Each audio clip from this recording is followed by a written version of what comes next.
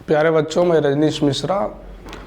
आज हम हिंदी के तीसरा क्लास में उपस्थित हुए हैं। 10वीं वर्ग का जो क्रैश कोर्स चल रहा है उसके तहत हम लोग गया गाइडेंस के तहत आज जो है क्रैश कोर्स में गद्य खंड के पाठ नंबर 4, पाठ नंबर 5 और पाठ नंबर 6 की हम चर्चा करेंगे।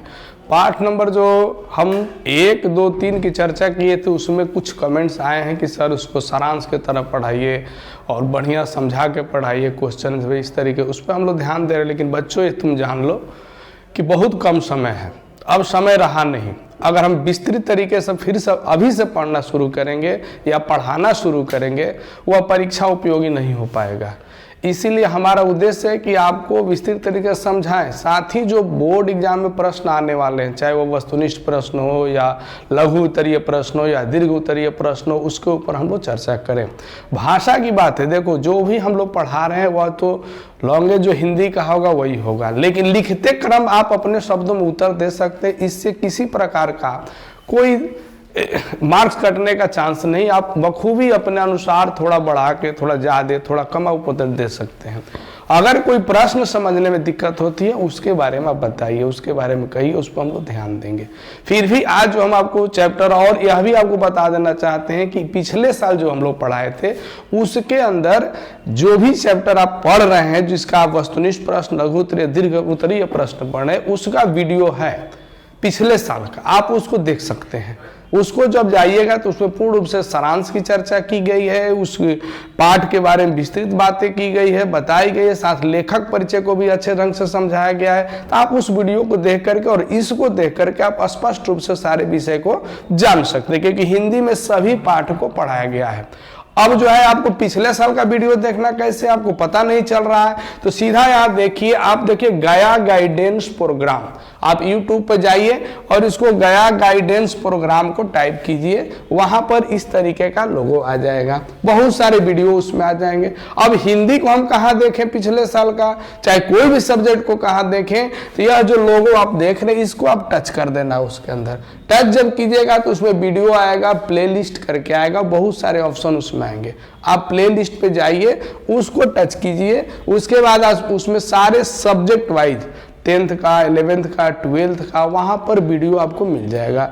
अगर 10th का हिंदी को आप क्लिक करके देखिएगा, उसमें 6 वीडियो, 6 से 8 वीडियो उसके अंदर है।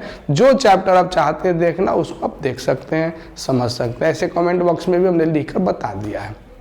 आज जो हम पाठ की चर्चा करने जा रहे हैं वह जो पाठ है आपका पाठ नंबर 4 है, नाखून क्यों बढ़ते हैं। यह जो बहुत ही अच्छा ललित निबंध है और इसको लिखने वाले लेखक का नाम है हजारी प्रसाद द्विवेदी। द्विवेदी जी जो हिंदी साहित्य के बहुत बड़े निबंधकार के रूप में जाने जाते हैं, आलोचनाकार के रूप में जाने जाते हैं। इनकी रचनाएं बहुत ही उत्कृष्ट रही है और उस वह निबंध के रूप में, यानी इनको एक निबंधकार, अच्छे निबंध लिखने की परिपाटी जो है इनके द्वारा शुरू चली, यानी पीछे से रामचंद्र शुक्ल जी के द्वारा चली आ रही थी, इसको इन्होंने आगे बढ़ाया और बहुत ही अच्छा इनका लेखन रहा है। उसी निबंध से एक जो है सामाजिक परिप्रेक्ष्य में और मानवता के परिप्रेक्ष्य में और हमारी सभ्यता के परिप्रेक्ष्य में, हमारी संस्कृति के परिप्रेक्ष्य में लिखा हुआ निबंध है जो हम सबों से जुड़ा हुआ है। आज के परिवेश में इसको बहुत ही अच्छे तरीके से समझना हर नागरिक और हर मानव का कर्तव्य है और आपको पढ़ने के लिए दिया गया है। इस निबंध में है क्या, नाखून क्यों बढ़ते हैं। निबंध में जब आप देखिएगा तो यह जो मैंने कुछ लाइनें यहाँ पर लिख के लाई है, जो पाठ को समझने के लिए आपको आसानी हो जाएगा। फिर उसके बाद हम प्रश्न उत्तर पर आपसे चर्चा करेंगे। अब हम यहाँ देख रहे हैं कि लिखा है कि हजारी प्रसाद द्विवेदी ग्रंथावली से ली गई है। यह निबंध कहाँ से लिया गया है, नाखून क्यों बढ़ते हैं, तो हजारी प्रसाद द्विवेदी की ग्रंथावली है, निबंध ग्रंथावली, उसी से लिया गया है। परीक्षा में आपको पूछ सकता है कि नाखून क्यों बढ़ते हैं, हजारी प्रसाद द्विवेदी के कृष्ण निबंध संग्रह से लिया गया है, तो वह निबंध ग्रंथावली है, द्विवेदी जी की ग्रंथावली है निबंध वाला, उसी से लिया गया। प्रख्यात लेखक निबंधकार का मानववादी दृष्टिकोण यहाँ दिखाई देता है कि मानव किस प्रकार से अपने जीवन को अच्छे तरीके से जी सकता है और मानव क्या सोचता है, क्या करता है। इस ललित निबंध में लेखक ने बार बार काटे जाने वाले, जाने पर भी बढ़ जाने वाले नाखूनों के बारे में चर्चा कर। अब यहाँ पर बता रहे कि जो हमारे नाखून हैं बढ़ते हैं और उसको हम काटते हैं, कारण क्या है काटने का और उसका बढ़ने का कारण क्या है। इस दृष्टिकोण में लेखक कह रहा है बहाने अत्यंत सहज शैली में सभ्यता और संस्कृति के विकास, यानी जब हम प्राचीन सभ्यता जब मानव आदि मानव था, उस समय मानव की स्थिति क्या थी, वहां से लेकर आज तक की हमारी जो सभ्यता और संस्कृति है, उसकी चर्चा इस निबंध के माध्यम से हमारे द्विवेदी जी कर रहे हैं। विकास गाथा उद्घाटित की, कैसे हमारे मानव का विकास हुआ। एक और नाखूनों का बढ़ना मनुष्य की आदिम पाशविक वृत्ति है, यानी आदिम काल से जो हमारे पास पाशविक यानी जो पशुता की जो निशानी थी, वह वृत्ति हमारे साथ चली आ रही है। पाशविक वृत्ति चली आ रही है, जो हिंसक वृत्ति उस जमाने में हमारे पास नाखून था। और संघर्ष चेतना का प्रमाण है कि हम कैसे नाखूनों से संघर्ष करते थे, अस्त्र के रूप में कैसे इसको इस्तेमाल करते थे। क्योंकि आप जानते हैं कि जब आदि मानव जंगल में रहता था तो उस समय उसका पहला अस्त्र क्या था, तो उसके नाखून थे और उसके दांत थे। उसी का इस्तेमाल करके अपना भरण पोषण करता था। अगर हिंसक जंतु कोई उसके ऊपर आक्रमण कर देता था उस समय, तो उससे बचने के लिए अपने नाखूनों का अस्त्र के रूप में इस्तेमाल करता, अपने दांतों का इस्तेमाल करता और उसको मार डालता था।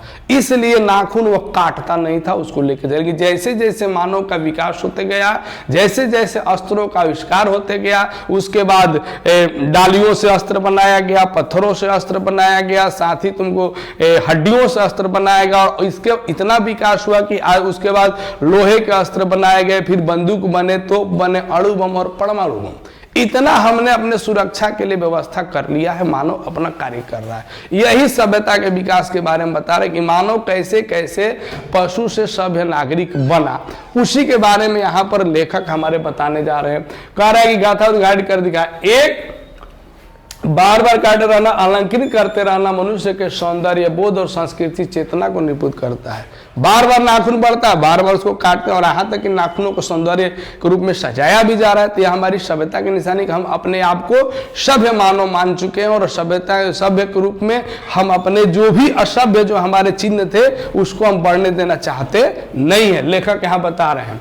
फिर कहता है कि लेखक ने नाखूनों के बहाने मनोरंजक शैली में मानव सत्य का दिग्दर्शन करा है कि मानव का सच्चाई क्या है, सफल प्रयत्न किया है। यह निबंध नई पीढ़ी में सौंदर्य बोध, इतिहास, चेतना और संस्कृति आत्मगौरव का भाग जगाता है।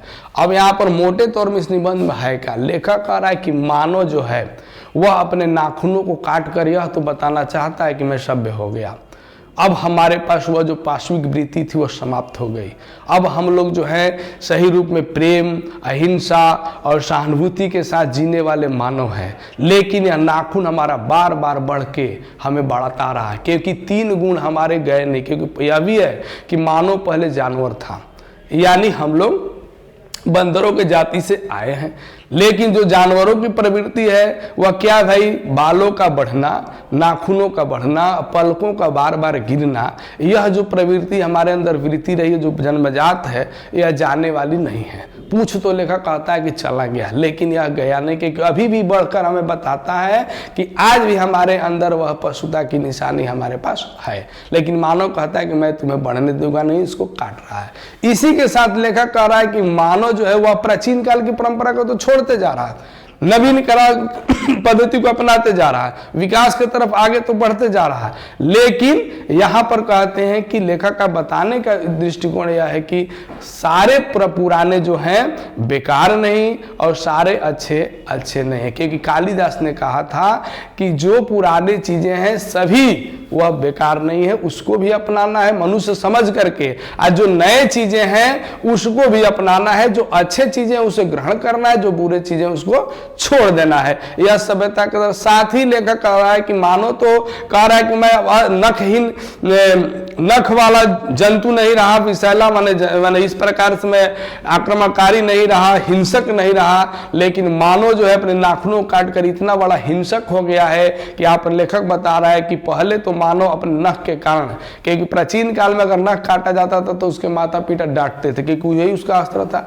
आज नख बढ़ने के कारण भी उसके माता पिता डांट के नाखून क्यों बढ़ाया हुआ है, यह माता पिता कह रहे हैं। तो कह रहा है कि नाखून काट करके तो सभ्य बन रहा है, लेकिन ऐसे ऐसे बमों का आविष्कार कर दिया है जिसके द्वारा पहले तो एक जीव को हत्या करता था या एक आदमी को मार सकता था अपने नाखूनों के द्वारा, लेकिन आज वह नाखूनों को काट करके इतना शक्तिशाली हो गया है कि एक साथ में लाखों जीव को समाप्त कर देता है। जैसे हमने हिरोशिमा और नागासाकी में देखा था, जब प्रथम विश्व युद्ध हुआ, वह हिंसक कार्य किसने किया था? मनुष्य ने किया था। लेकिन यहाँ पर गांधी जी की भी चर्चा की है लेखक इस पाठ में कि गांधी जी कहते क्या थे, कि हमारी सहजात वृत्तियां क्या है और हमारी जो चरितार्थ वाले कार्य क्या है। ये सारी विषय के ऊपर इन्होंने बहुत सारा विस्तृत यह निबंध है और एक एक शब्द इसका बहुत विस्तृत रूप लिए हुए है। तो क्रैश कोर्स में उतना हम लोग चर्चा नहीं कर सकते हैं। तो यह आप जान जाइए कि इसमें नाखून बढ़ते हैं। पाठ को बढ़िया सारांश को पढ़िएगा, उसके बाद जो भी क्वेश्चन है हम समझाएंगे वो आपको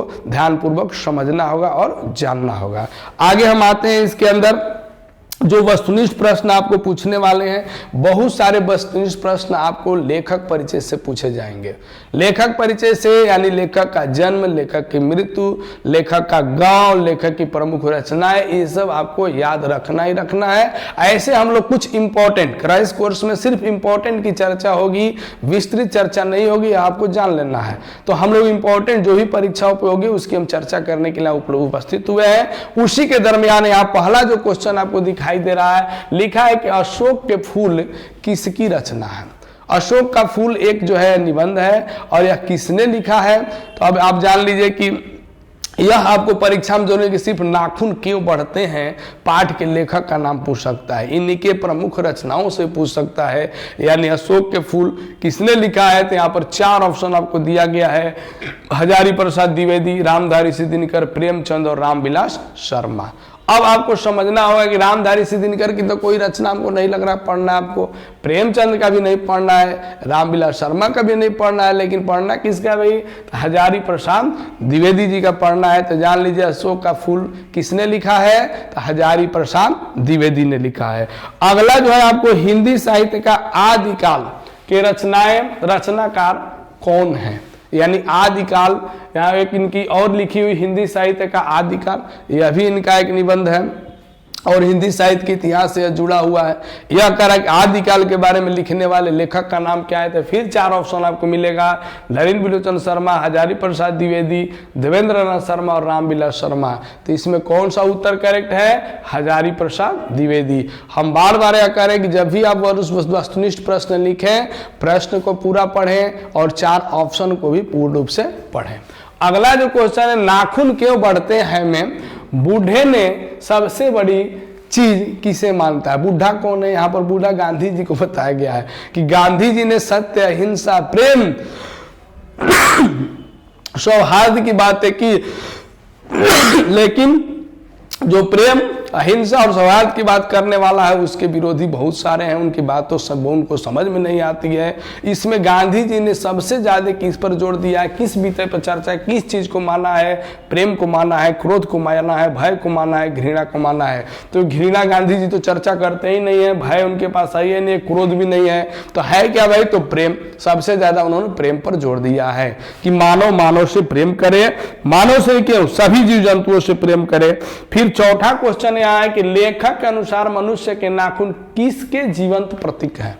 किसके बता रहा है कि प्रतीक के रूप में खड़ा है भाई? तो यहाँ लिखा है कि मनुष्यता के, सभ्यता के, पाशविक वृत्ति के, सौंदर्य के। तो नाखून जो है पाशविक वृत्ति के प्रतीक है, वह हमें पशुता की तरफ ले जाता और बताता है कि हम उस आदि मानव के ही संतान है जो अपने नखों के द्वारा हिंसक रूप से कार्य करता था, लेकिन वह हमसे अच्छा था। हम नखहीन होकर भी, नख को काट करके भी हम बहुत बड़े हिंसक प्राणी के रूप में आज हो गए हैं, और उस जमाने में हम उतने हिंसक नहीं थे, लेकिन अब पाशविक वृत्ति को हमको दर्शा रहा है। अगला जो प्रश्न है कि हजारी प्रसाद द्विवेदी का जन्म कब और कहाँ हुआ था। यह प्रश्न बहुत इंपॉर्टेंट है, हर पार्ट से आपको पूछ सकता है कि इनका जन्म, लेखक का जन्म कब हुआ। तो यहाँ पर लिखा हुआ है कि 1907 बलिया उत्तर प्रदेश, 1906 बलिया उत्तर प्रदेश, 1911 गोरखपुर उत्तर प्रदेश और 1924 दरभंगा बिहार। तो इसमें जान लीजिए बलिया जिला के इनका दुबे के छपरा नामक गांव में जन्म हुआ था, तो वहां से भी हम पकड़ सकते हैं कि 1907 बलिया उत्तर प्रदेश में इनका जन्म हुआ था। द्विवेदी जी के किस रचना के लिए साहित्य अकादमी पुरस्कार दिया? जितने भी लेखक हैं उनको कोई ना कोई पुरस्कार सम्मान मिला है, तो इनको साहित्य अकादमी पुरस्कार मिला है। वह किस रचना इनकी है? तो कह रहा है कि कुटज इन्हीं का लिखा हुआ, अशोक का फूल इन्हीं का लिखा है, बाणभट्ट इन्हीं की लिखा हुआ, आलोक पर्व। तो यहाँ आलोक पर्व की चर्चा है। आगे जो है आपको सहजात वृत्तियां किसे कहते हैं। सहजात वृत्ति क्या है भाई, तो कह रहा है कि सहजात वृत्ति जो है अस्त्रों के संचयन को, अनजान स्मृतियों को, स्व के बंधन को, उपयुक्त सभी को। तो इसमें जो है ख है, अनजान स्मृतियों को सहजात वृत्ति कहा गया है, जो हमारे अंदर है और जो कभी कभी अपने आप प्रकट होती है, जिसके बारे में हम जानते नहीं है, जो अपरूपी चली आती है। अगला जो पृथ्वीराज रासो किन का संपादन, किसने पृथ्वीराज रासो का संपादन किया था, तो आचार्य हजारी प्रसाद द्विवेदी ने किया था। ये सब आपको याद रखना है। सुमित्रानंद पंत, हजारी प्रसाद द्विवेदी, मैक्समुलर और गुणाकर मूले, तो यहाँ पर है हजारी प्रसाद द्विवेदी जी। अगला जो एक लघु प्रश्न में जो आपको कुछ प्रश्न यहाँ पर दिए जा रहे हैं, प्रश्न यह है कि बढ़ते नाखूनों द्वारा प्रकृति मनुष्य को क्या याद दिलाती है। प्रकृति क्या बताती है नाखूनों के द्वारा, प्रकृति के रूप में क्या पता चल रहा है कि नाखून बढ़ रहे हैं, तो कौन है आप, तो यहाँ कह रहे हैं कि लाखों वर्ष पूर्व जब मनुष्य जंगली जीवन जीता था, आज की बात नहीं है, लाख वर्ष पूर्व जब मानव जंगल में रहता था, जंगली जीवन जीता था, उस दरमियान की बात है, उसके रक्षा हेतु नाखूनों की जरूरत पड़ती थी। यानी अपने रक्षा के लिए मनुष्य किस अस्त्र का इस्तेमाल करता था, नाखूनों का इस्तेमाल करता था। वह उसे अपनी रक्षा के लिए अस्त्र के रूप में इस्तेमाल कर, विज्ञान के सहारे मनुष्य ने, लेकिन आज लाख वर्ष बाद आज विज्ञान के सहारे मनुष्य ने क्या कर लिया है, विकास पथ का निर्माण किया और द्रुत गति से उन्नति के शिखर पर अड़ गई। इतनी उसका जल्दी से विकास हुआ कि अब उसको नाखूनों की जरूरत नहीं है, क्योंकि उसके पास बहुत बड़े बड़े अस्त्र शस्त्र हो गए हैं। शस्त्र का अर्थ है फेंक कर मारने वाला, अस्त्र का अर्थ है जो हाथ से प्रयोग किया जाता है। फिर भी उसका विध्वंसक रूप नहीं मिटा है। उस जमाने में विध्वंसक रूप नाखून के तरह था, नाखून के द्वारा था, और आज भी उसका विध्वंसक रूप किस रूप में आप देख रहे हैं, बम के रूप में देख रहे हैं, एटम बम के रूप में देख रहे हैं, परमाणु बम के रूप में देख रहे हैं, दिखाई दे रहा है। मनुष्य के भीतर कहीं ना कहीं वह जंगलीपन मौजूद है, आज भी हमारे अंदर जंगलीपन मौजूद है, यानी आज भी हिंसक वृत्ति हमारे अंदर है। यही कारण है कि लेखक ने प्रकृति के माध्यम से याद दिलाने का काम किया है कि मनुष्य अभी तुम्हारे भीतर नाखून को नहीं भुलाया जा सकता है, यानी आज भी तुम्हारे अंदर नाखून क्या है, जीवंत है, जो तुमको उस क्रूर मानव की याद दिलाता है और प्रकृति की याद दिलाता है। अगला क्या है कि मनुष्य बार बार नाखूनों को क्यों काटता है, काटने का कारण क्या है, मनुष्य इसलिए काटता है कि वह अपनी जो पाशिक वृत्ति है उसको दिखाना चाहता नहीं है। वह कहता है कि अब मैं सभ्य हो गया, अब मैं हिंसक रहा नहीं। लेखक क्या कह रहे हैं कि मनुष्य के बढ़ते हुए नाखून बर्बरता और जंगली अवस्था का प्रतीक है, या जो बड़ा मेरी बर्बरता और जंगली जो रूप हमारा था उसका प्रतीक है। नाखून से रक्षा के बदले हानि की संभावना ज्यादा बढ़ गई है, यह हमारी कुरूपता, असभ्यता और विकास के प्रतिकूल दिखाता। अब यहाँ पर कह रहा है कि नाखून पहले रक्षा के लिए था, लेकिन आज क्या भाई कि हमारी नाखून बढ़ाएं तो कुरूपता बढ़ जाएगा, असभ्य हम दिखाई देंगे और विकास के प्रतिकूल है, क्योंकि हम अब उस 1 लाख वर्ष जाने वाले नहीं है। इसी कारण मनुष्य बार बार अपने बढ़ते हुए नाखूनों क्या कर रहा है, काट रहा है और अपने आप को सभ्य बताने में लगा हुआ है। कह रहा है कि सफलता और चरितार्थता, सफलता और चरितार्थता शब्दों में लेखक अर्थ की भिन्नता किस प्रकार प्रतिपादित करता है, दोनों शब्द का अर्थ में क्या है भिन्नता, यह बताना चाह रहा है। लेखक के 2 शब्द सफलता और चरितार्थता, दोनों शब्द में अर्थगत और निर्माणगत अंतर है, थोड़ा सा अंतर है अर्थ को लेके भी और शब्द के निर्माण के लिए। मनुष्य बाहरी उन्नति को ही जीवन का सफलता मानता है।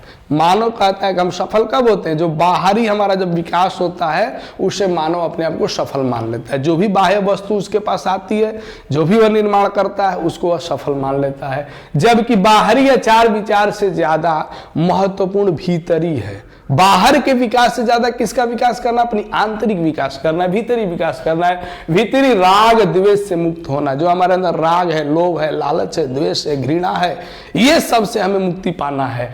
मनुष्य के अंदर प्रेम मैत्री भाव, कह रहा है कि मनुष्य के अंदर क्या होनी चाहिए, प्रेम होनी चाहिए, मित्रता होनी चाहिए, त्याग की भावना होनी चाहिए। ये सब मंगल भावना की ही चरितार्थ कहलाता है। तो मानव सफल किसको मान लेता है, बाह्य चीजों से जो प्राप्त करता है तो सफल अपने आप को समझता है, लेकिन आंतरिक चीजों से वह क्या रहता है, असफल रहता है। तो हमें चरितार्थता को बढ़ाना है, हमें अपने विकास के साथ, और कह रहा है कि सफलता के नहीं। दीर्घ उत्तरीय प्रश्न में आपको एक प्रश्न यहाँ पर है कि मनुष्य की पूंछ की तरह उसके नाखून भी एक दिन झड़ जाएंगे। लेखक कह रहा है कि जिस प्रकार से हमारे पूंछ बंदर थे, पूंछ चला गया, तो नाखून भी झड़ जाएंगे। जिस दिन हम सही रूप में सभ्य हो जाएंगे उस दिन नाखून भी चला जाएगा। प्राणी शास्त्रियों के इस अनुमान से लेखक के मन में कैसी आशा जगती है? प्राणी शास्त्रियों द्वारा बोला गया है और मन में लेखक का क्या है? कह रहा है कि प्राणी शास्त्रियों के सिद्धांतों के अनुसार जिस तरह मनुष्य के पूंछ विलुप्त हो गए उसी प्रकार यह नाखून भी एक दिन विलुप्त हो जाएगा।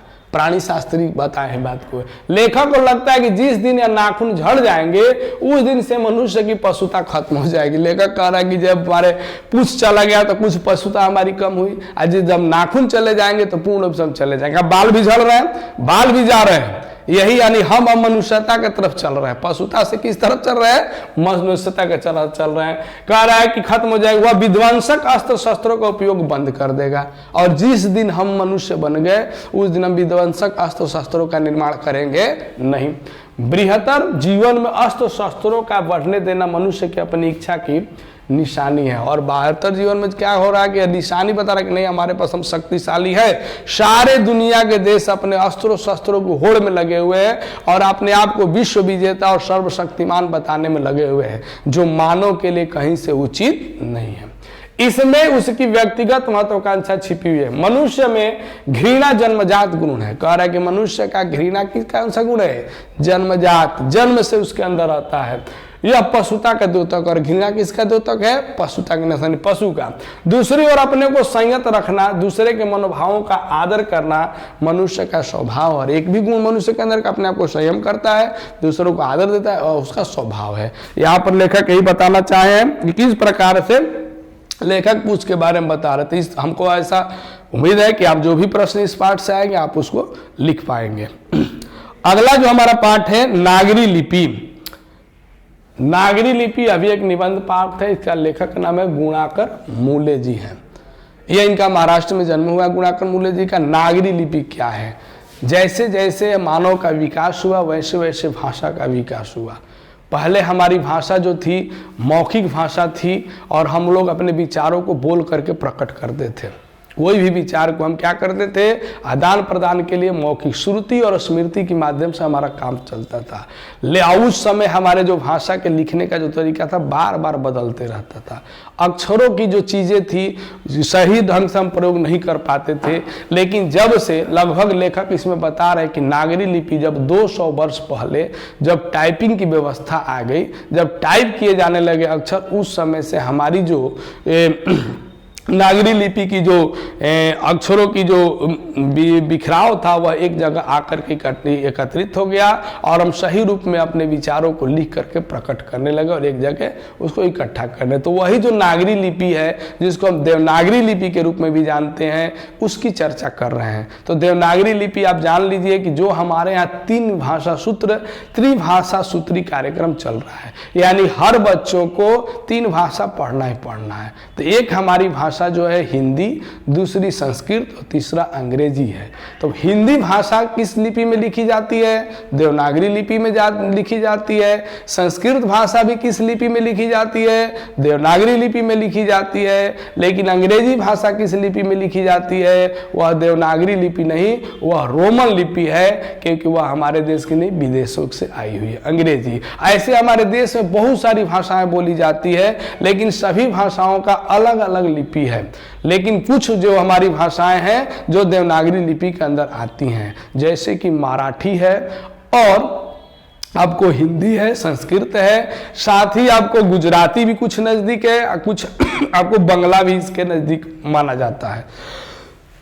साथ ही लेखक यह भी बताना चाहते हैं इसके विकास क्रम को देखते हुए कि भारत की जो भाषा है चाहे दुनिया की जो भी भाषा है उसके अंदर भी देवनागरी लिपि के अंश देखे जाते हैं। क्योंकि दक्षिण भारत में 2, दक्षिण भारत और उत्तर भारत। दक्षिण भारत में बहुतर जो भाषाएं हैं, चाहे मलयालम हो, तमिल हो, कन्नड़ हो, तेलुगु हो, इनकी लिपि अलग है। लेकिन यह लिपियां आई कहां से है? तो ये सारी लिपियां ब्राह्मी लिपि से आई हुई हैं। ब्राह्मी लिपि और खरोष्टी लिपि की चर्चा है। तो ये ब्राह्मी लिपि से आई हुई है, ब्राह्मी लिपि से देवनागरी भी आई हुई है और ब्राह्मी लिपि से तमिल, तेलुगु, मलयालम और कन्नड़ भी आई हुई है। इस तरीके से लिपियों की चर्चा इस पाठ में लेखक कर रहे हैं कि इसका नामकरण कैसे हुआ, इसका उद्भव कैसे हुआ, कब इसके अंदर बहुत सारे साहित्यिक रचनाएं आने लगी इस लिपियों में और लिखी गई और जाना गया उत्तर भारत में क्या था, दक्षिण भारत में क्या था, सारे पूरे भारत से साथ ही विश्व स्तर पर भी इस लिपि की चर्चा किए हैं और बताए हैं। उसी के तहत मैं आपको कुछ इंपॉर्टेंट इसमें से क्वेश्चन बताने का प्रयास करूंगा, आप उसको समझना, हो सके परीक्षा में प्रश्न आए।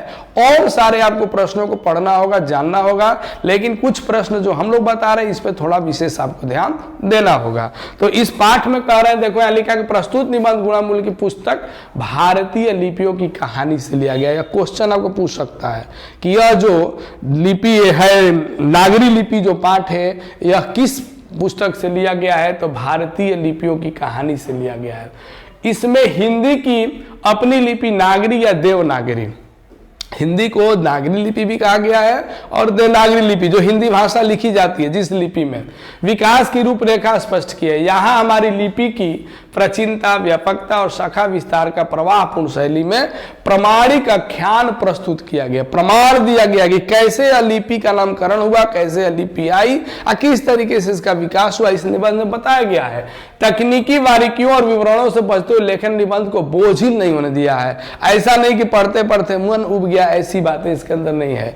बिहार से लेकर के, गुजरात से लेके, महाराष्ट्र से लेके और दक्षिण भारत के राज्यों से सभी जगह हमारे जो निबंधकार हैं हमको चारों तरफ भ्रमण कराते हैं और सारे जगह की बातें बताते हैं तथा सादगी और सहजता के साथ जरूरी ऐतिहासिक जानकारियां भी देते हैं। इतिहास को लेकर लिपि के बारे में हमारे भीतर आगे की जिज्ञासाएं जगाने की कोशिश की है और लिपि का परिभाषा क्या, निश्चित किए गए चिन्हों द्वारा जो भाषा लिखा जाता है उसे लिपि कहा गया है। एक चिन्ह है, निश्चित किया गया किसी को। तो अब तेलुगु का निश्चित अलग चिन्ह है, हिंदी का अलग है, गुजराती का अलग है, तमिल का अलग है, वही चीज यहाँ लिपि की चर्चा है। देखो यहाँ पर दिया कुछ इंपॉर्टेंट, इसमें पॉइंट्स भी हमने बना दिए आपको कि करीब 200 वर्ष पहले पहली बार देवनागरी लिपि का टाइप बना। देवनागरी लिपि का टाइप पहले नहीं था, श्रुति स्मृति के द्वारा कार्य चलता था और लोग लिखते भी थे हाथ से, तो उसमें कुछ अशुद्धियां थी और अक्षरों का हेर फेर लगा रहता था। लेकिन जब से टाइप बन गया उसमें पुस्तकें छपने लगी, इसीलिए इसके अक्षरों में क्या गई, स्थिरता आ गई कि अब इतने ही अक्षर हमें पढ़ने हैं, नहीं तो बहुत सारे आगत अक्षर इसके अंदर आते रहते थे। उसके बाद देवनागरी लिपि में कई भाषाओं को लिखा जाता है, जैसे हमारी पड़ोसी देश नेपाली भी देवनागरी में लिखी जाती है, मराठी भी लिखी जाती है, संस्कृत भी, प्राकृत भी आदि ये सब। उसके बाद कहता है दक्षिण भारत की लिपियां जैसे तमिल, मलयालम, तेलुगु, कन्नड़ भी नागरी की तरह प्राचीन ब्राह्मी लिपि से आई हुई है। सारे लिपियां भारोपीय परिवार, अब जब हम भाषा विज्ञान में जाएंगे तो बहुत सारी चीजें हैं कि भारोपीय परिवार के कौन से, भारत और यूरोप परिवार में कौन कौन सी भाषाएं आती है, फिर से चीनी परिवार उधर कौन से, हिब्रू लिपि कौन से, बहुत सारी बातें हैं, वहां तक नहीं जाएंगे, हम लोग यहीं रुकेंगे। नागरी लिपि के आरंभिक लेख हमें दक्षिण भारत से मिले। अब यहां तक लेखक कह रहा है कि नागरी लिपि उत्तर भारत में तो ज्यादा प्रचलित है, क्योंकि उत्तर भारत के लोगों द्वारा हिंदी बोली जाती है, लिखी जाती है, पढ़ी जाती है, लेकिन यह इससे क्या कहता है, उद्भव जो है दक्षिण भारत से हुआ, जहां तमिल, तेलुगु, मलयालम, कन्नड़ बोला जाता है, वहीं से हुआ। लेखक के अनुसार दक्षिण भारत की नागरी लिपि नंदी नागरी कहलाती थी। उस समय जो नागरी लिपि दक्षिण भारत में बोली जाती है नंदी नागरी। आपको प्रश्न पूछ सकता है कि नागरी लिपि को दक्षिण भारत में क्या कहा जाता है, तो नंदी नागरी कहा जाता है। फिर कह रहा है कि आगे कुछ और इंपॉर्टेंट इसमें लाइंस हैं। नागरी लिपि की उत्पत्ति तथा इसके अर्थ के बारे में विद्वानों में बड़ा मतभेद है। एक मत के अनुसार गुजरात में कहा जाता है कि नागरी लिपि का नाम नागरी कैसे, तो नागर ब्राह्मण जो गुजरात में है उनके द्वारा हुआ, कि उनके द्वारा यह पहले नाम आया, इस्तेमाल किया गया, उन लोग इस्तेमाल किए इस लिपि को, इसलिए नागर लिपि कहा गया या नागरी लिपि कहा गया, इसीलिए इसका नाम नागरी पड़ा है। एक अन्य मत के अनुसार काशी को भी देवनागरी कहते हैं। देखिए पूरे कैसे पूरे भारत का भ्रमण करा रहा लेखक। गुजरात गए, गुजरात से फिर कहा है काशी, काशी जो हमारे बनारस है इसको भी देवनगर कहा गया।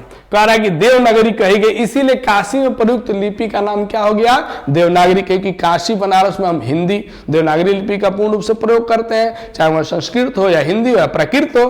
अब लेखक कह रहा पढ़ा होगा पदताडितम कम एक नाटक है। देखो इस नाटक का नाम क्या है, पद ताड़ित कम नामक एक नाटक से जानकारी मिलती है कि पाटलिपुत्र यानी पटना, या हमारा बिहार का पटना, पाटलिपुत्र जो हमारी राजधानी है, को नागर कहते थे। क्या कहते थे? नगर कहते थे।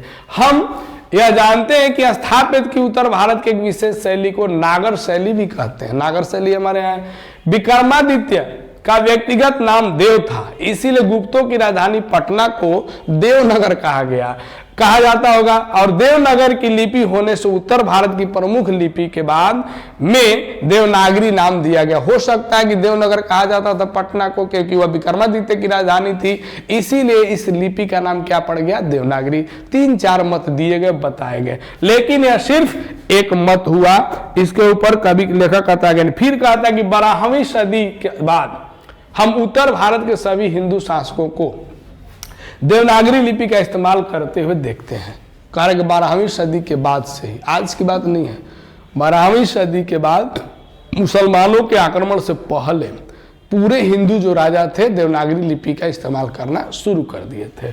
हमने यह भी देखा है कि कुछ इस्लामी शासकों ने, जब इस्लाम आए तो उन लोगों ने भी क्या किया? अपने सिक्कों पर नागरी लेख अंकित किए, चाहे अकबर हो, चाहे अलाउद्दीन खिलजी हो, चाहे बहुत सारे जो मुसलमान शासक थे जो सिक्के उन लोगों ने प्रसारित किया, उसमें देवनागरी और बहुत सारे शब्दों को भी दिया गया दक्षिण भारत में। इस तरीके से देवनागरी लिपि के विकास के बारे में लेखक चर्चा कर रहे हैं। आप थोड़ा पाठ को अच्छे से पढ़ लीजिएगा, रीड कर लीजिएगा। इंपॉर्टेंट पॉइंट मैंने आपको बता दिए हैं, उसको रेखांकित करते हुए पाठ को समझ लेना है।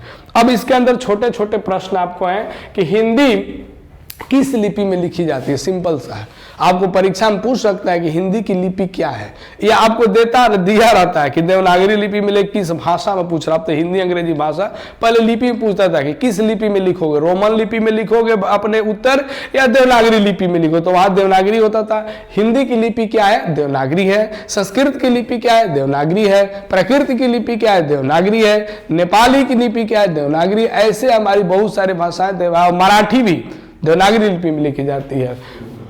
तो यहाँ गुजराती, देवनागरी, खरोष्टी लिपि और रोमन लिपि, तो यहाँ पर देवनागरी करेक्ट है। दक्षिण भारत के नागरी लिपि क्या कहलाती है? क्वेश्चन, दक्षिण भारत में नागरी लिपि क्या कहते थे? नंदी नागरी कहते थे। याद है, देवनागरी, ब्रह्मनागरी, नंदी नागरी, विजय नागरी। नंदी नागरी के रूप में जाना गया। नागरी लिपि के आरंभिक लेख हमें कहाँ से मिलते हैं?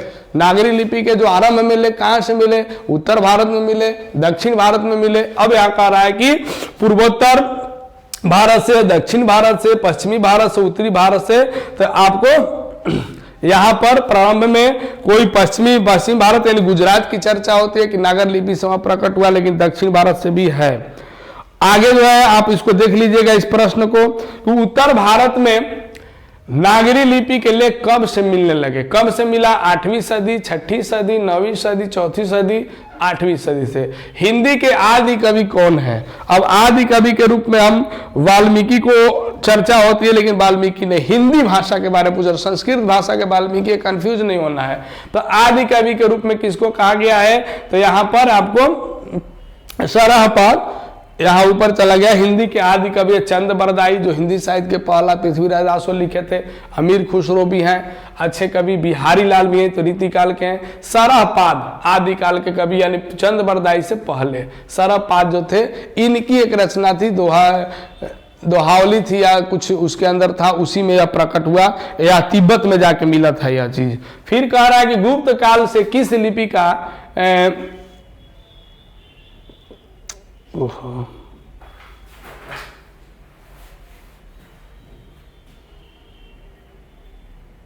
बता रहा है कि गुप्त काल में आपको, गुप्त काल में किस लिपि, गुप्त काल से किस लिपि का संबंध है भाई? तो सिदम्बम, ब्राह्मी, गुजराती और देवनागरी। तो ब्राह्मी लिपि की चर्चा है, सबसे पुरानी लिपि ब्राह्मी लिपि है, और इस भारत की जितनी भी लिपियां सब इसी से आया हुआ है। आगे जो आपको है यहाँ पर फिर कह रहा है कि विजयनगर के राजाओं के लेखों की लिपि को क्या नाम दिया गया था? तो वह विजयनगर कहाँ पे है, तो यह दक्षिण भारत में है। और दक्षिण भारत में, तो दक्षिण भारत में नागरी लिपि को क्या कहा गया, नंदी नागरी कहा गया। तो स्पष्ट है कि नंदी नागरी लिपि है। गुराकर मूले का जन्म कब और कहाँ हुआ। अब देखिए मूले जी का जन्म कहाँ हुआ, तो इनका जन्म सीधा आपको जानना है कि महाराष्ट्र में हुआ है। अगर महाराष्ट्र दिया है, उत्तर प्रदेश, मध्य प्रदेश, बिहार, तो सीधा समझ लो महाराष्ट्र, और महाराष्ट्र में जो जन्म डेट ऑफ बर्थ है वही है 1935 ईस्वी। ऐसे पूछ सकता है कि इनका जन्म किस राज्य में हुआ और इनका जन्म कब हुआ, ऐसे आपको पूछेगा प्रश्न। तो दोनों आपको याद रखना है। साथ ही इसमें कुछ लघु उत्तरीय प्रश्न हमने बनाए हैं जो आपको यहाँ पर पढ़ा रहे हैं। लेखक ने किन भारतीय लिपियों से देवनागरी लिपि का संबंध बताया है। भारत में कौन कौन सी ऐसी लिपियां जिससे संबंध है देवनागरी लिपि का, तो कह रहा है कि लेखक ने गुजराती को भी बताया, गुजराती से थोड़ा संबंध है। गुजराती को बस सिरो रेखा नहीं रहता, ऐसे लिखा जाता है। मराठी भी है, नेपाली भी है, बंगला भी है, करीब है। आदि नागरी लिपियों से देवनागरी लिपि का संबंध बताया गया जो अलग अलग राज्यों में बोली जाती है। साथ ही उत्तर भारत के किन शासकों के प्राचीन नागरी लेख प्राप्त होते हैं। उत्तर भारत में जो राजा थे उनके प्राचीन लेखों में देवनागरी लिपि कहाँ कहाँ दिखाई दी, तो कहता है भारत में मेवाड़ के गुटिल, सांबर, अजमेर के चौहान, कन्नौज के गढ़वाल, कठियावाड़ा के, और कह रहा है गुजरात के सोलंकी, आबू के परमार, बुंदेलखंड के चंदेल तथा त्रिपुर के कलचुरी शासकों के लेख नागरी लिपि में प्राप्त होते हैं। नंदी नागरी किसे कहते हैं। फिर प्रश्न आ गया कि नंदी नागरी किसे कह रहे हैं, तो नंदी नागरी किस प्रसंग में लेखक ने इसका उल्लेख किया है, तो कुछ समय पहले तक दक्षिण भारत में पोथियां यानी किताबें, पुस्तकें लिखने के लिए नागरी लिपि का व्यवहार होता था, लिखा जाता था। दक्षिण भारत की नागरी लिपि को ही नंदी नागरी कहा गया। फिर कहता है कोंकण के शिलाहार, मन्नेखेट के राष्ट्रकूट, देवगिरी की यादव तथा विजयनगर के शासकों के लेख नंदी नागरी में मिलते हैं। जो विजयनगर के शासक थे उनके लेख, पहले विजयनगर के राजाओं के लेखों के लिपि को ही नंदी नागरी नाम दिया गया था। फिर कहता है दीर्घ उत्तरीय प्रश्न, आपको कुछ प्रश्न हम यहाँ पर लाए हुए हैं कि नागरी को देवनागरी क्यों कहते हैं, लेखक इस संबंध में क्या बतलाए हैं। नागरी को देवनागरी लिपि कहने में लेखक क्या है, तो यहाँ बता रहा है कि नागरी का देवनागरी नाम को लेकर विद्वानों में मतभेद है, बहुत सारा मतभेद है, तरह तरह की बातें होती है। नागरी शब्द किसी नगर अर्थात बड़े शहर से संबंधित है। पाटलिपुत्रम नाटक में पाटलिपुत्र को नगर कहते हैं। पाटलिपुत्र क्या कर नगर और देवनगर के रूप में जाना गया इसको भी, और वो जो थे हमारे विक्रमादित्य उनके अनुसार। स्थापत्य की उत्तर भारत की एक विशेष शैली को नगर शैली भी कहते हैं। चंद्रगुप्त विक्रमादित्य का व्यक्तिगत नाम भी देव था, इसलिए गुप्तों की राजधानी पटना को देवनगर कहा जाता है, क्योंकि उनका नाम देव था तो देवनगर हो गया। देवनगर की लिपि होने से उत्तर भारत की प्रमुख लिपियों के बाद देवनागरी नाम दिया गया है, लेकिन यह सिर्फ मत हुआ, यह स्पष्ट नहीं है। तो बहुत सारे विचारों के साथ देवनागरी लिपि को हम लोग जान गए, समझ गए। इसमें बहुत सारे प्रश्न भी आपको बताया गया। और अगला जो अंतिम पाठ आपका है बहुत ही अच्छा पाठ है, कहानी है, रोचक कहानी है जो हमारे मध्यवर्गीय से लिया गया है और ये हमारे साथ हो रहा है, सब हमारे बीच में दिखाई दे रहा है। इसी पाठ को यहाँ पर ले कवि जो है कहानीकार जो है अमरकांत जी, जिन्होंने बहादुर कहानी हमको पढ़ना है। पाठ नंबर 6 का नाम क्या है, बहादुर है। यह कहानी पाठ और इसके लेखक हैं अमरकांत। इस पाठ में है क्या, यहाँ कह रहा है कि प्रस्तुत कहानी में मौझौले शहर के नौकर, यानी छोटा सा शहर है और उसमें नौकर की लालसा वाले एक निम्न मध्यवर्गीय परिवार, उच्च परिवार जो अमीर परिवार उच्च का तो नौकर है, लेकिन मध्य वर्गीय परिवार भी चाहता है, उसकी भी इच्छा है कि हमारे घर में नौकर रहे, क्योंकि दूसरों को वह देखता है, अमीरों को देख करके उसकी भी लालसा जगती है और नौकर की उसकी कामना है, उसी को यहाँ दिखला रहा है। कार्य करने के लिए बहादुर की कहानी, एक बहादुर कहानी है जो नेपाल करके एक नेपाली गवई गोरखे की कहानी है। नेपाल का लड़का है, आया हुआ है, उसकी कहानियां दिखाया गया, नौकर के रूप में काम करता है। परिवार का नौकरी पेशा मुखिया तथा स्वार्थ में बहादुर के आने और अपने स्वच्छंद निश्चल स्वभाव की आत्मीयता के साथ नौकर के रूप में अपनी सेवाएं देने के बाद एक दिन स्वभाव की उसी स्वतंत्रता के साथ हर हृदय में एक शक्ति अंतर्व्यथा देकर चले जाने की कहानी कहता है। इसमें यही बता रहा है कि वह तो जो घर का मालिक था वो नौकर रखा, यह भी नौकर जो था पूर्ण रूप से काम किया, लेकिन एक दिन इस तरीके से घर छोड़कर चला गया कि सबके दिल में अपना दर्द देकर गया, एक छाप छोड़ के गया।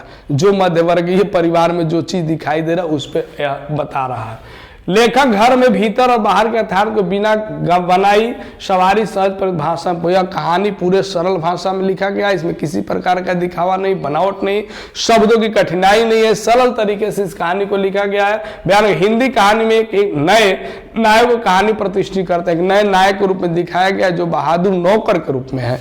इसमें आपको पात्र परिचय यानी कहानी में समझ लीजिए, लेखक जो है स्वयं इस बारे में अपने आप को चर्चा करते हैं।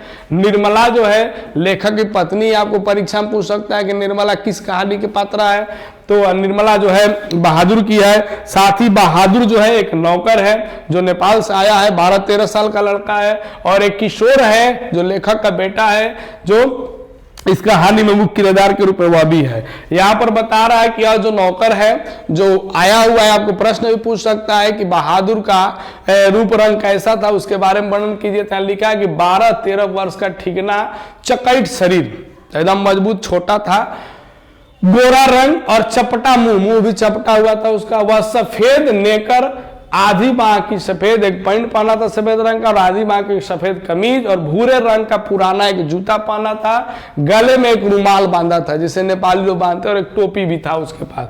गोलियां, और उसके पास रहता क्या था, रखले क्या था, जब नेपाल से आया था तो ये सब आइटम था, गोलियां, पुराने ताश की गड्डी, खूबसूरत पत्थर, ब्लेड, कागज की नाव। जब भी वह अज्ञात होता था इन सब चीजों से वह खेला करता था। इस कहानी में है क्या, आप तो थोड़ा सा मैं आपको समझाते हैं कि बहादुर जो है नेपाल से, उसकी माँ है, उसके पिताजी युद्ध में मारे गए हैं, अपने घर में रहता है, 2-4 भाई बहन है, सबसे बड़ा यह है, काम करता नहीं है, माँ इससे चिढ़ी रहती है और इसको माँ बेमतलों को पीटती रहती है कि वो चाहती कि कुछ काम करे। आइए जंगलों में चला जाता है, पहाड़ों पर चला जाता है, पेड़ों पर चढ़ता है, पक्षियों के बच्चों को देखता है, अंडों को निकालता है, फल तोड़ के खाता है, और माँ बेटे में बनता नहीं है। उसकी माँ जो है एक भैंस रखी हुई है, वो कहती है कि भैंस को ले जाकर के चराओ, चराने तो ले गया लेकिन ले जाके भैंस को बहुत मारा। मारने के बाद भैंस दौड़ते हुए उसके माँ के पास आती है, माँ देखती है, उसको लगता है कि भैंस को यह पीटा है, उसको पकड़ के बहुत पीटती है, पीटने इतना मारती है कि उसके बाद वो रात भर तो घर में आता नहीं है। सुबह आया और अपना कपड़ा और अपना सामान लिया और घर छोड़कर भाग गया। और यहाँ पर जो है लेखक के पास वो प्रकट होता है क्योंकि लेखक के जो साले हैं वही लेकर के आते हैं। क्योंकि कारण क्या था कि लेखक एक दिन अपने बड़े भाई के यहाँ गए थे परिवार के साथ, और वहां पर नौकरों का सुख देखे ये लोग, तो इनकी पत्नी की भी इच्छा हो गई कि हमारे घर में भी नौकर रहे, इसीलिए नौकर के बारे में बार बार चर्चा करती रहती थी। उसका भाई लेकर आ गया। जब ये लोग देखते हैं इसको तो बहुत ही लोग प्रसन्न होते हैं कि हमारे घर में नौकर आया है, और उसको रखने की चर्चा करके उसको रख लेते हैं। वह तो शुरू में इसको अच्छे तरीके से रखते हैं, मोहल्ले वालों को भी बड़ा रोब दाव से दिखलाते हैं कि हमारे घर में नौकर है, हम बेटे की तरह पालते हैं, बेटे की तरह खिला रहे हैं, देख रेख करते हैं। 2-4-6 महीने चलने के बाद अचानक क्या हुआ कि धीरे धीरे उनका जो बेटा था किशोर, वह क्या किया कि कहता था उसको कि उसको गाली तक देने लगा और डांटने लगा, और कहता था कि घर से सबसे पहले हमारा काम करो। उसे सारे घर के काम करवाए जाते, यहाँ तक जूता पॉलिश करना, साइकिल पोंछना। एक दिन क्या हुआ कि वह जब नहीं पोंछता है, साइकिल नहीं पोंछता है, तो उसको किशोर लाठी डंडे से पीटता है। लेखक आके देखते हैं, फिर कहते जाने तो नौकर का तो पिटाने का काम ही है। फिर कुछ दिन बाद क्या देखते हैं कि उनकी पत्नी भी उसको पीट रही, क्योंकि कोई कह दिया था कि नौकर को खाना बना के देना ठीक नहीं है, अपना पूरे परिवार का खाना बना लो, उसको बोलो अपने आप बनाए। यह पद्धति घर में शुरू हो गई, और वह कहता है कि नहीं मैं नहीं बनाऊंगा, तो उसको डांटती है, मारती है और गाली भी देती है, और यहाँ तक सुअर का बच्चा तक है जो उसको बुरा लगता है, फिर भी वह उस घर में रहता है, काम करता है। एक दिन क्या होता है कि लेखक घर में दूर के रिश्तेदार आते हैं, यानी उसकी पत्नी के रिश्तेदार हैं। आने के बाद वे लोग क्या करते हैं कि वह कहती है, उनकी जो रिश्तेदार की मैंने पत्नी थी, वह बोलने लगी कि मैं यहाँ पर 11 रुपया रखी थी, कहाँ नहीं पता नहीं गया, वो लग रहा है कि यही लिया है। अब उसका खोज, उसको बुला के पूछा जाता है बहादुर से कि तुमने लिया है, तो बहादुर कहता है कि ना ना मैंने नहीं लिया है। लेखक फिर पूछते हैं, कहता नहीं, आवाज कहती है कि ये लोग ऐसे नहीं बताएंगे, इनको पुलिस के पास ले चलो। इस पे लेखक उठकर उसको 2-3 तमाचा लगा देते हैं, फिर भी नहीं बोलता है क्योंकि पैसा नहीं लिया है। और नहीं बोल के फिर वह बेचारा रोते हुए या बार बार उसका रिश्तेदार खींच के चलो पुलिस के पास ले जाएंगे, पुलिस के पास ऐसे करता है, फिर छोड़ देता है। दूसरे दिन लेखक काम पे चले जाते, वो लोग भी चले जाते, पैसा तो मिलता नहीं है। फिर क्या होता है कि दूसरे दिन लोग देखते हैं कि वहां पर जो बहादुर था घर में दिखाई देता नहीं, सारे सामान उसके वैसे ही पड़े हुए हैं, और बहादुर सुबह उठ के चला गया है। कहाँ चला गया पता नहीं, पूरे शहर खोजा जाता है, मिलता नहीं है। अंत में आके लेखक बाप घर में जब लेखक आता है तो सभी लोग उदास बैठे हैं क्योंकि नौकर नहीं है, घर का सारा काम पड़ा हुआ है। और जब लेखक आता है तो कहता है कि नहीं पैसे की बात क्या, वो तो हमारे रिश्तेदार ही ऐसे है, उनको देना लेना कुछ रहता नहीं है, ऐसे ही आके इल्जाम लगाते हैं, हर जब जाते हैं तब उनका पैसा है। यानी सारा इल्जाम जो लगाए सब लोग बहुत दुखी हुए, पूरा खोजा गया। किशोर यहाँ तक कहता है कि अगर एक बार मिल जाए तो मैं उसको जाने नहीं देता, उससे माफी मांग लेता है। इस तरीके से कहानी पूरे जो परिवेश में घूमते रहती है, उसी कहानी की यहाँ चर्चा है। इसमें कुछ प्रश्न आपको हैं, यहाँ पर दिया हुआ है कि बहादुर अपने घर से क्यों भागा था, कारण क्या था उसके भागने का, तो मैंने बताया घूमने के कारण, नौकरी के कारण, माँ की मार के कारण कि पिता के कारण। तो माँ उसको बहुत पीटती है, इसलिए वहां से वह क्या करता है, भाग जाता है। अगला प्रश्न है कि बहादुर का पूरा नाम क्या है। बहादुर का पूरा नाम बहादुर, जवाज बहादुर, छोटा बहादुर, दिल बहादुर। तो पूरा नाम उसका दिल बहादुर था, लेकिन निर्मला जो थी दिल उसमें से हटा दी, बहादुर उसका नाम रख दी। तो याद रखना है कि बहादुर का पूरा नाम, जब वह नेपाल से आया था तो उसका नाम था दिल बहादुर, लेकिन जब लेखक यहाँ रहने लगा तो उसकी पत्नी उसको क्या बता दी, बहादुर कहने लगी। नेपाल में नौकर को क्या कहकर संबोधित करते हैं, तो चपरासी, फौजी, पहरेदार, बहादुर। तो बहादुर कहा जाता है नेपाल में नौकर को। उसके बाद कह रहा है कि बहादुर पर कितने रुपए की चोरी का इल्जाम लगा था। चोरी का इल्जाम किसने लगाया, वह रिश्तेदार ने लगाया कि हमारे 11 रुपये चुरा लिया। तो लिखा 11 रुपये, 12 रुपये, 10 रुपये और 5 रुपये। तो 11 रुपया उसका उत्तर है। इसको आप ध्यान से रखिए, याद रख लीजिएगा। अमरकांत का जन्म कब और कहाँ हुआ। लेखक, इस पाठ के लेखक कौन है, अमरकांत जी है। उनका जन्म कब कहाँ हुआ, तो 1925 बलिया उत्तर प्रदेश, 1923 बलिया उत्तर प्रदेश, 1916 मधुबनी बिहार, 1906 गोरखपुर उत्तर प्रदेश। तो उत्तर क्या है, 1925 बलिया उत्तर प्रदेश के भी लेखक हैं। और बलिया उत्तर प्रदेश के कौन है, हजारी प्रसाद द्विवेदी जी भी हैं। कंफ्यूज नहीं होना परीक्षा में। जहां प्रतिष्ठा नहीं वहां क्या रहना, यह बात किसके मन में उत्पन्न हो गया, किशोर के, निर्मला के, लेखक के, बहादुर के। यह बात बहादुर के मन में उत्पन्न हो गया क्योंकि किशोर भी मारा, निर्मला भी मारी, तो पर भी वो जाने के लिए तैयार नहीं था। जब लेखक उसको मार दिए तो उसको लगा कब इस घर में हमारा रहना ठीक नहीं, क्योंकि हमको पैसा तो मिलता नहीं है और प्रतिष्ठा भी नहीं। तो जहां पैसा भी मिले अगर प्रतिष्ठा नहीं मिले वहां काम करना नहीं चाहिए। यहाँ पर बहादुर कैसे साथ, बहादुर लेखक के घर में से अचानक क्यों चला गया, कारण क्या था अचानक जाने का। यहाँ पर दूसरी नौकरी मिल जाने के कारण क्या, कि स्वयं के प्रति लेखक तथा उसके घर वालों के व्यवहार में आए परिवर्तन के कारण, कि माँ की याद आने के कारण, और कह रहा है कि उपयोग सभी। तो इसमें जो है उत्तर जो है आपका यहाँ ग है, गलत है। माँ का याद उसको नहीं आया, थोड़ा प्रिंटिंग मिस्टेक हो गया, ख होगा, क्योंकि स्वयं के प्रति लेखक का था उसके घर वालों के व्यवहार में परिवर्तन हो गया। जब आया था तो अच्छा व्यवहार था, लेकिन बाद में उसके साथ बुरा व्यवहार लोग करने लगे, मारपीट शुरू कर दिए थे। बहादुर कहाँ का रहने वाला था, बिहार का, भूटान का, नेपाल का और उत्तर प्रदेश का। तो नेपाल का था रहने वाला। लघु उत्तरीय प्रश्न इसके अंदर कुछ है, बहादुर अपने घर से क्यों भाग गया था। मैंने आपको कहानी में बताया कारण क्या था। लिखा हुआ कि एक दिन बहादुर ने अपनी माँ कि प्यारी भैंस को बहुत पीटा और भैंस दौड़ते हुए माँ के पास चली आई। माँ ने जब उसको देखा तो उसको बहुत क्रोध आया और बहादुर को भी जम के माँ ने पीटा, जिसके कारण बहादुर घर छोड़कर क्या हो गया, भाग गया। इसका मन घर से उचट चुका था। दूसरे दिन वह घर आया और चोरी चोरी घर में घुसकर घी की हांडी से 2 रुपये चुराया। कितने रुपये चुराया था, 2 रुपये चुरा करके वहां से भाग गया। अपने शब्दों में पहली बार देखे बहादुर का वर्णन कीजिए। अब अपने शब्द में आपको पता है कि पहली बार बहादुर को जब लेखक देखा तो कैसा दिखाई दिया, तो 12-13 साल का था, उसके नाक चपटे थे, चकैट शरीर था, गोरा रंग था उसका, और एक गले में रुमाल बांधा हुआ था। इस तरीके का वह दिखाई देता है। याद दिया हुआ आप लिख सकते हैं, ऊपर नीचे कैसे भी लिख सकते, कोई जरूर नहीं। अपने शब्द में कह रहा है कि जब बहादुर लेखक घर आया तो उसकी उम्र 12-13 वर्ष की थी।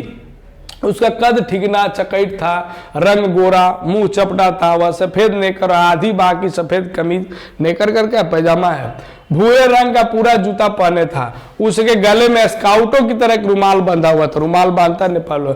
लेखक की पत्नी निर्मला उससे देखकर काफी खुश थी क्योंकि उसको नौकर की जो अभिलाषा थी, इच्छा थी, वह पूरी होने वाली थी।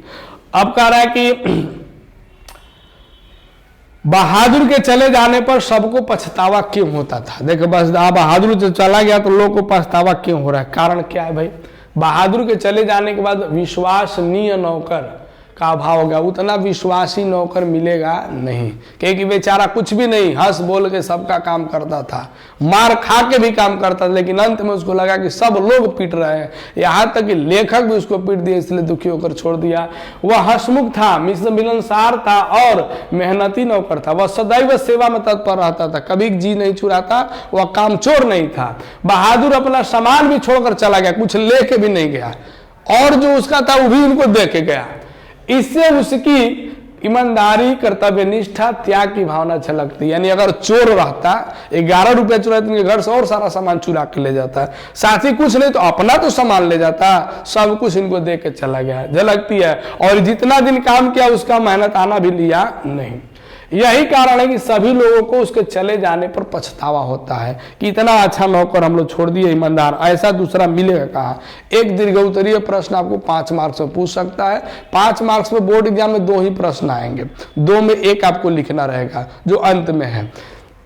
बहादुर पर ही चोरी का आरोप क्यों लगाया जाता है और उस पर इस आरोप का क्या असर पड़ता है? बहादुर पर क्यों चोरी का आरोप लगाया गया और असर क्या पड़ा, इसके बारे में आपको जानना। देखिए, लेखक के घर पर आए रिश्तेदारों ने बहादुर पर 11 रुपए मात्र की चोरी का आरोप लगा दिया। जो रिश्तेदार आए थे लेके तो कुछ आए नहीं, उल्टे इल्जाम लगा दिए कि हमारा पैसा ही ले लिया, क्योंकि घर में सभी अपना परिवार थे लेकिन बहादुर गैर था। कारण यह भी था कि घर में सब उसके परिवार है, रिश्तेदार है, एक उसको अलग कौन दिखाई दिया? बहादुर, और जो नौकर भी था, इसलिए उसके ऊपर इल्जाम लगाया। इस कारण एक स्वर से सभी लोगों ने चोरी का इल्जाम किसके ऊपर लगा दिया?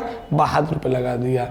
इस इल्जाम के कारण सबने बहादुर को मारा, पीटा, गाली गलौज भी किया। सभी परिवार के लोगों ने ऐसा किया, यहाँ तक लेखक ने भी वही काम कर दिया। वह इस अमानवीय दुर्व्यवहार से तंग आ चुका था। पहले से लोग कर रहे थे, किशोर पीट रहा था, बेटा पीट रहा था, निर्मला पीट रही थी, पत्नी पीट रही थी, लेकिन जब लेखक पीट दिए अब उसके दिल पर लग गया और सब कुछ छोड़कर वो अंत में चला जाता है।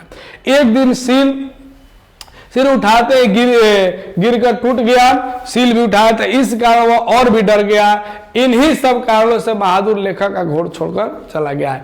इस प्रकार चोरी का इल्जाम लगाने से अच्छा प्रतिफल नहीं हुआ। जब चोरी का इल्जाम उसके ऊपर लगाया तो अच्छा इसका फल नहीं हुआ, जिसके कारण उनका अच्छा खासा नौकर, विश्वसनीय नौकर चला गया। बहादुर आपको इंपॉर्टेंट पार्ट है, इससे जरूर प्रश्न आएगा। और आपको नाखून क्यों बढ़ते, ये भी पाठ को अच्छे से पढ़िए। ये जितने भी गद्य और काव्य खंड से आप पढ़ रहे हैं सबसे 2-2 मार्क्स के प्रश्न आएंगे, साथ ही 5 मार्क्स एक काव्य खंड से 5 मार्क्स का आएगा, एक गद्य खंड से आएगा। हिंदी में बहुत सही तरीका दिया गया और मार्क्स उठाने के लिए कोई उतना विशेष हमें घबराने की जरूरत नहीं है। पेपर को अच्छे से पढ़िए, क्योंकि 4 गद्यांश में 2 गद्यांश लिखना, 20 मार्क्स वहाँ है। ऐसे राइटिंग है, लेटर राइटिंग है, उसके बाद आपको प्रश्न उत्तर है, जो बहुत सरल तरीके से कहानी पढ़ के आप अपने भाषा में उत्तर दे सकते हैं। इसके साथ ही अगले क्लास में हम फिर उपस्थित होंगे। धन्यवाद। जब उस समय हम आएंगे आपको काव्य खंड पढ़ाएंगे, हो सके एक और मैडम आएंगे हिंदी में जो आपको अगला चैप्टर पढ़ाएंगे। वीडियो देखते रहिए। और हम बता रहे हैं आपको, जो भी आपको और विस्तृत देखना है तो पिछले साल हम ही लोग द्वारा पढ़ाया गया है, उसको आप जाके गया गाइडेंस प्रोग्राम में देख सकते हैं। मैंने शुरू में बता दिया कैसे उसको सर्च करना है, कैसे उसको देखना है। धन्यवाद।